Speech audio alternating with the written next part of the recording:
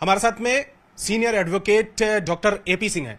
Sir, सीमा हैदर को लेकर आपने राष्ट्रपति से अर्जी दाखिल की है कि नागरिकता भारतीय मिले। हमने जो याचिका लगाई है देश की महामहिम राष्ट्रपति जी का, सीमा मीना, वाइफ ऑफ सचिन मीना, 4 साल पहले जब सीमा हैदर थी और जब तलाक दिया गया था तो हैदर ने कि ये दूसरी बीवी थी, सेकंड, इनकी पहली शादी थी, निकाह था। पहली बीवी से जो बच्चे थे उनको तो वो अपने साथ रख रहा है अभी भी। दूसरी बीवी के 4 बच्चों को छोड़ रखा है, तलाक दे रखा है। एक बात क्लियर कर दूं, अब तीसरी बीवी उनके साथ रह रही है। इसने तलाक जब दे दिया 4 साल पहले, उसके बाद ये भी प्रयास किया सीमा ने कि इन बच्चों को तो अपने साथ रख लो, बच्चों के तो पिता का सहारा मिल जाएगा, क्योंकि 2022 तक सीमा के पिता जीवित रहे। 2022 पिछले साल उनकी मौत हो गई, उसके बाद बेसहारा हो गई, असहाय हो गई, और महिला है, 4 बच्चों की मां है, 3 बेटियां है, 1 बेटा है। सोचिए, और पाकिस्तान जैसी धरती से आना जहां महिला को आपने देखा कई बार महिलाएं कहती हैं कि पायदान समझा जाता है, उसको ऐसी इस तरह से बातें हैं। तो ये जो है ये तो भारत में है। माननीय मोदी जी ने जो ट्रिपल तलाक वाला और माननीय सर्वोच्च न्यायालय ने ये काम किया, तो महिलाएं इस देश की सुरक्षित भी हैं, संरक्षित भी महसूस। लेकिन ये कहां तक सही है कि जिस महिला को लेकर तमाम सुरक्षा एजेंसियां उनको शक है कि सिक्योरिटी को लेकर कुछ गड़बड़ी हो सकती है इस महिला के जरिए, उसको भारतीय नागरिकता कैसे दी जा सकती है? इस देश में अदनान सामी को भारतीय नागरिकता मिली है। आज भी अक्षय कुमार कनाडियन नागरिक हैं, दीपिका पादुकोण भारत की नागरिक नहीं है, रह रही है ना देश में, और ये तो नामी गिरामी नाम हो गए। अब आप आइए 75 साल 1948 सिटीजनशिप एक्ट के बाद की बात करिए। इस देश में हजारों पाकिस्तानी, बांग्लादेशी, अफगानिस्तान के, अगर हिंदू मुस्लिम की बात कहें, करना नहीं चाहता मैं, लेकिन वो भी, उनको नागरिकता इस देश के सिस्टम से मिली है। और वो तो उसने अपना धर्म परिवर्तन किया, नेपाल में आके हिंदू धर्म ग्रहण किया। हिंदू धर्म से प्रभावित थी, भारत देश से प्रभावित थी, भारत सरकार से प्रभावित थी, क्योंकि बेटी बचाओ बेटी पढ़ाओ का नाम आंदोलन, मूवमेंट भारत में ही है। सबका साथ, सबका विकास, सबके साथ विश्वास और सबके साथ न्याय भारत के प्रधानमंत्री बोलते हैं। लेकिन अगर सचिन की जगह पर कोई मुस्लिम शख्स होता और सीमा साथ में आती, धर्म परिवर्तन करके, या सीमा धर्म परिवर्तन नहीं भी करती, तो क्या उसके लिए भी आप इसी तरीके से मुखालफत करते? सचिन और साहिल और साक्षी का क्या एंगल था? कभी कोई बोला क्या? साक्षी के पिता या किसी चैनल ने कोई धर्म का एंगल रखा? साहिल जेल में है, क्या साहिल के परिवार के साथ किसी ने बोला? नहीं बोला। 32 टुकड़े करने वाली, आपने वो देखा दृश्य, मुंबई की लड़की आती है। हमारे यहां धर्म के एंगल की बात नहीं है, प्यार की बात है। यहां सिरी फरियाद, लैला मजनू, हीर रांझा का इतिहास रहा है। क्या धर्म की बात है? अभी पिछले दिनों 2022 की बात है, बिहार की आरती यादव, अररिया की आरती यादव और छोटू यादव की प्रेम कहानी सबने देखी। तो अगर 2023 में सीमा और सचिन की इस प्रेम कहानी को आगे मिलता है सहारा, तो क्या बुराई? अब लोग तो ये भी कहते हैं ये 4 बच्चे इसके नहीं हैं। उम्र को लेकर भी तो सवाल खड़े हो रहे हैं। उम्र को लेकर भी सवाल। देखिए, महिलाओं की आदत, उम्र के बारे में तो मैं कह दूं, मुझे बहुत अच्छा अनुभव है। महिलाएं अपनी उम्र कभी सीधी सही नहीं बताती। ये तो पुरुष है जो अपनी उम्र बताता है। 7-8 साल, 7-8 साल छोटी। हम आपको देश के ऐसे मेंबर ऑफ पार्लियामेंट का बता देते हैं जो 2014 में चुनाव लड़ा और 2019 में दोबारा चुनाव लड़ा, और जो उम्र भरी गई एफिडेविट में तो 2014 वाली 19 में भरी गई। 5 साल का गैप, 5 साल ही बीते और 5 साल का गैप। तो और वो भी महिला, तो महिलाओं के साथ ये बात हो जाती है, ऐसा हो जाता है। ये कोई बड़ी समस्या की बात नहीं। हाँ, मैं मानता हूं उसके आने का रास्ते का तरीका थोड़ा गलत था। वो नेपाल में उसका विवाह हुआ हिंदू रीति रिवाज से, उसके बाद वो भारत की बहू बनी। तो नेपाल और भारत का रोटी और बेटी का रिश्ता है। वो पासपोर्ट वीजा लगता नहीं है, उसे आ गई भारत में, अब भारत में रह रही। आते ही उसने डीएम बुलंदशहर को एप्लीकेशन मूव की, मैरिज रजिस्ट्रेशन के लिए की, साथ में सिटीजनशिप प्राप्त करने के लिए एप्लीकेशन थी, उसने दिया, किया लीगल। उसी समय पुलिस एक्शन हुआ, एफआईआर दर्ज हुई। एफआईआर दर्ज होती है 1614 फॉरेनर एक्ट में होती है, 120V में दर्ज होती है। उसको पुलिस कस्टडी में भेजा गया, उसको जुडिशियल कस्टडी में जेल भेजा गया। उसके बाद ऑनरेबल कोर्ट उसे बेल देती है।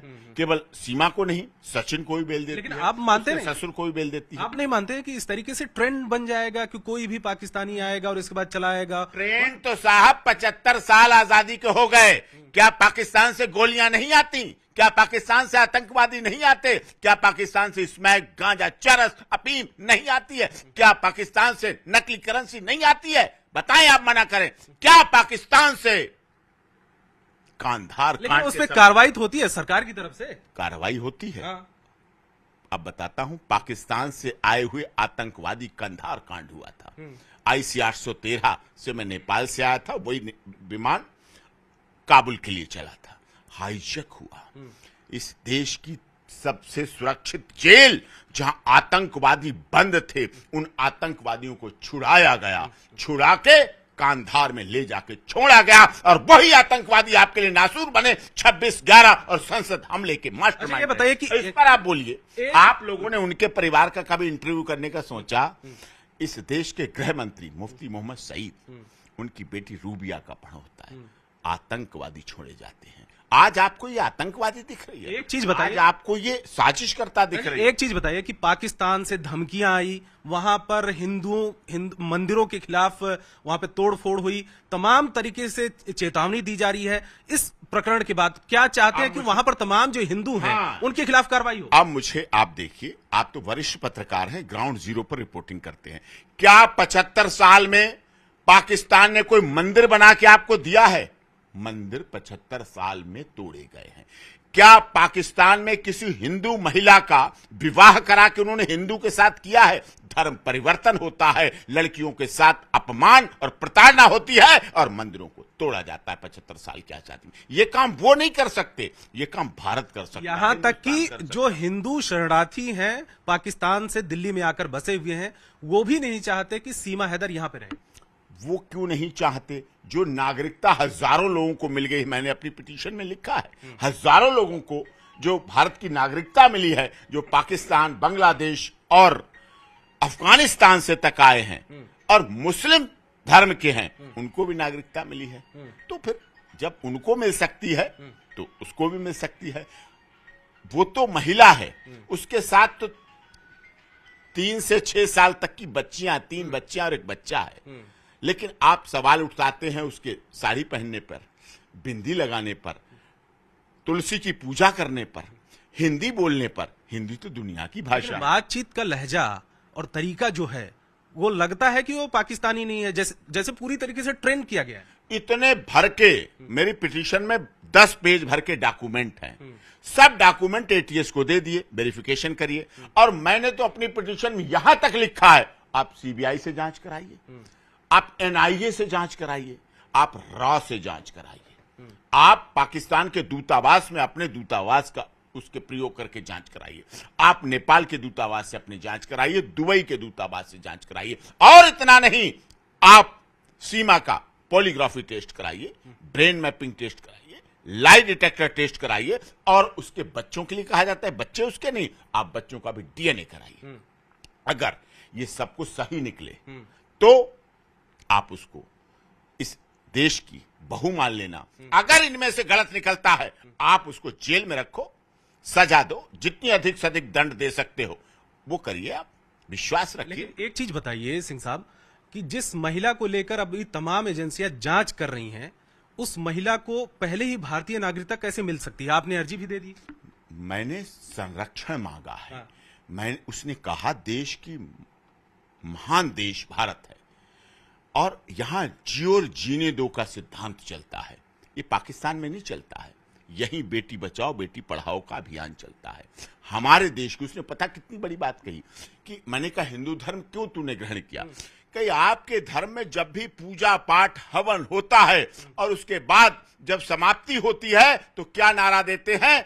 विश्व का कल्याण हो, प्राणियों में सद्भाव हो। कहीं मैं सुन के दंग रह गई, ये इतना अच्छा धर्म है जो अपने बेटे की कामना ही नहीं करता, अपने बहू और नाती पोते की बात नहीं करता, ये विश्व के कल्याण की बात करता है। और हमारा पाकिस्तान आपके यहां आतंकवादी भेजता है। सोचिए आप, 26/11 होता है, संसद हमला होता है, पुलवामा होता है, इतने बड़े बड़े कांड होते हैं, तो ये बात उसके मन में है। उसका विश्वास है कि देश की महामहिम राष्ट्रपति गरीबों, दलितों, शोषितों, पीड़ितों, मजदूरों, मजलूमों की आवाज।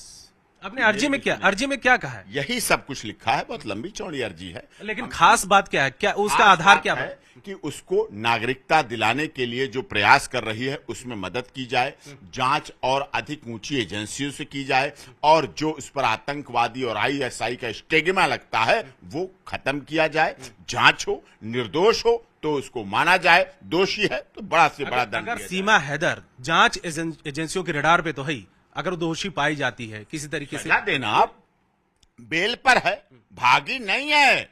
ऑनरेबल कोर्ट ने बेल दी है, ट्रायल कोर्ट ने, जेवर ने बेल दी है, तो बेल पर है, पेश होगी, आप जो दंड दिलाना, लेकिन मीडिया ट्रायल नहीं होना चाहिए। ये भी बात है, ये समझ ध्यान देने वाली बात है।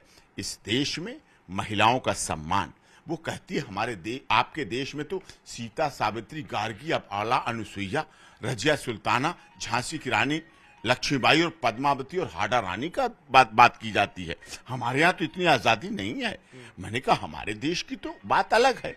हमारा देश तो महिलाओं को सम्मान देता है, हमारा देश तो महिलाओं के प्रति बहुत अच्छा भाव रखता है, और ये दिख भी रहा है उसे। सीमा के सचिन से प्यार, उसके ससुर, उसकी सास, सबसे प्यार मिल रहा है, सबसे सम्मान मिल रहा है, सबसे इज्जत मिल रही है, और उसके लिए आवश्यक भी है, ये जरूरी है और होना चाहिए। एक चीज और, सीमा बहुत कम पढ़ी लिखी है, जैसा कि उसने बहुत बार इंटरव्यू में कहा कि 5वीं तक पढ़ी हूं। तमाम चीजें वो बता रही है, सोशल मीडिया पर एक्टिव भी हो रही है, यूट्यूब चैनल की भी उसने खोल लिया है और कह रही है कि सब्सक्राइबर बने, कमाई का जरिया हो। भारतीय और भारतीत्व की भी बात कर रही है, सीता सावित्री की भी बात कर रही है। इतना सारा ज्ञान, ऐसा नहीं लगता कि बहुत कुछ समझाया पढ़ाया गया हो सीमा? नहीं, योग्यता कभी किसी की गुलाम नहीं होती। डिग्रियां मिलने के लिए तो डोनेशन चाहिए होता है। कौन बच्चा किस कॉलेज, किस स्कूल में पढ़ना, इसका इतना बड़ा डोनेशन, इतना बड़ा डोनेशन।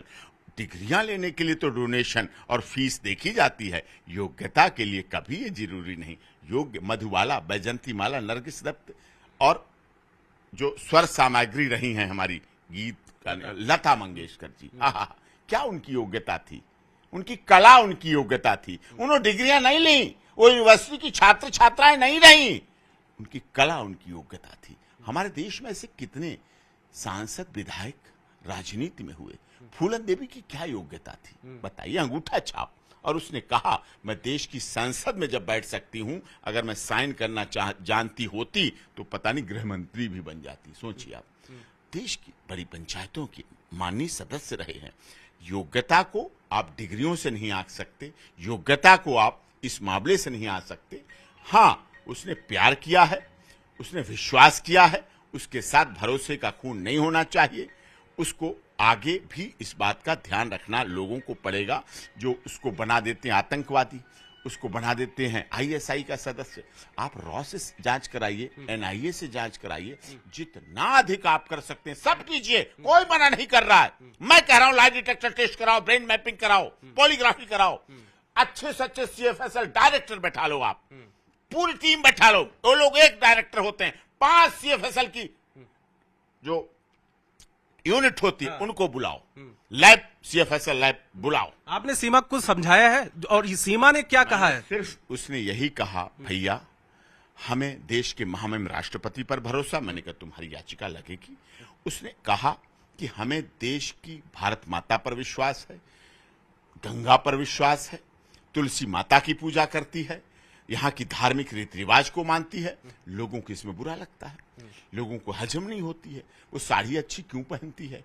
अरे उसने जब माना है कि माथे के सिंदूर और बिंदिया और हाथों की चूड़ियां और पैर के बिछुआ और गले का मंगलसूत्र अगर सुहाग की निशानी को उसने माना है, तो यहाँ के लोगों को क्या परेशानी। नहीं, आपने कुछ समझाया है कि जो तमाम जांच एजेंसियों की तरफ से जांच हो रही है, जो सवाल खड़े किए जा रहे हैं, सच बोलो, सत्य ही बोलो। सत्य परेशान हो सकता है, पराजित नहीं हो सकता। क्या रिप्लाई है, जवाब क्या सीमा? मैं बोल ही रही हूं। उसने कहा मैं तो लगातार, मुझसे इतनी पूछताछ हो चुकी है, अभी परसों हुई 10-10 घंटे की। हमने सब पूछताछ करो, बच्चों को ले जाओ, सबको ले जाओ, जो पूछे वो बताओ, सारे डॉक्यूमेंट उसके पास हैं, सारे वेरिफिकेशन चीजें कराओ, जो पूछे वो बताओ, सब कुछ सच सच बताओ। उसने कहा जन्म से लेकर जितनी बातें हमें याद थी मैंने अब तक की सारी बता दी। मैंने कहा और भी कोई पूछे तब भी बताओ, और सही है तो बहुत स्वीकार है तो उसकी मदद करो, गलत है, इस देश में तो ऐसा तो है नहीं आतंकवादी नहीं आए,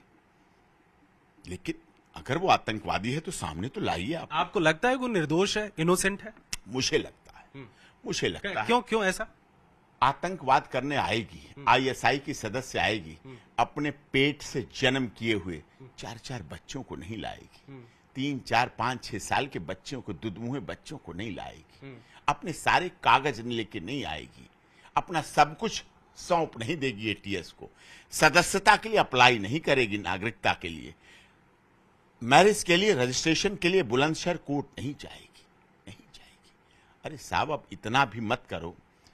प्यार में, युद्ध में, राजनीति में थोड़ी बहुत अगर कोई कमी भी हो जाती है तो इतना तो समझ लो, इतना तो चल जाता है ना। प्यार में, युद्ध में, राजनीति में अगर ये ना चले तो प्यार अंधा क्यों कहा गया? प्यार की पूरी सपोर्ट में आप? प्यार मैं नहीं सपोर्ट में, देश प्यार की धरती रहा है।